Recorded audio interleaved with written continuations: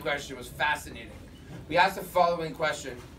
A person rents an apartment, sorry, I apologize. A person asks just to spend time in someone's apartment for the weekend because there's, I don't know, there's a simcha of some sort. And while they're in this acquaintance apartment, at midnight they hear a tremendous amount of noise. They run to the balcony and they see that there was a thief who was trying to break in. When the thief saw that there was actually somebody there, they panicked and they escaped. As they escape, they drop an envelope. In this envelope, there's cash. The question is, who owns this cash? So here we go. The Shulchan Aruch tells us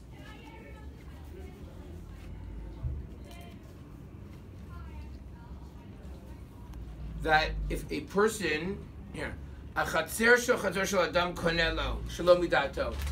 if a person has an area, a courtyard, even without intent, it can acquire property.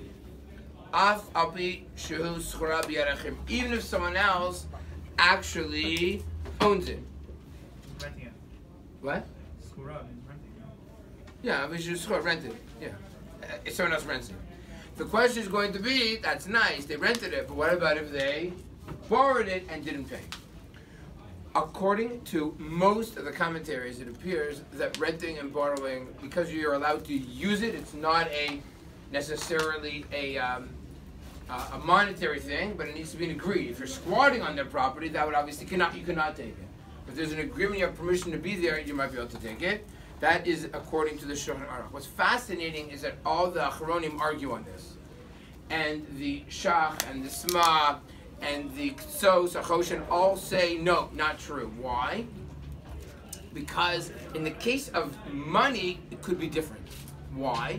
Because when it comes to money, when did the person give up hope? Do we know exactly when the owner of this money said, I'm going to get us another this money again?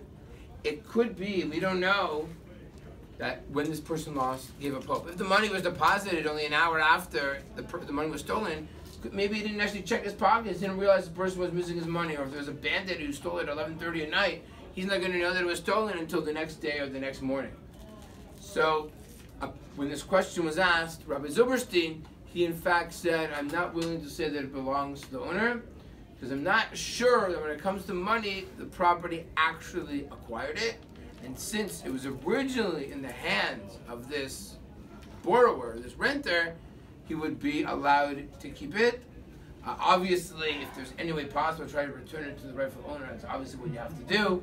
If we're assuming that it's a big city, there's a lot of people, when the guy's about to leave, you would not have to give it to the owner of the apartment, because he felt that the case of where your property acquires, that might be only in a situation where you know that the item that was lost, there was already Yerush, was the sense of that hope was totally lost.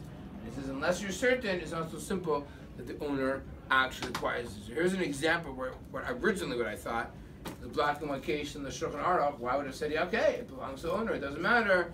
Then after doing a little bit of research, then in fact I discovered that it is in fact not so simple. So what exactly people said, I have no idea. I have to read them over.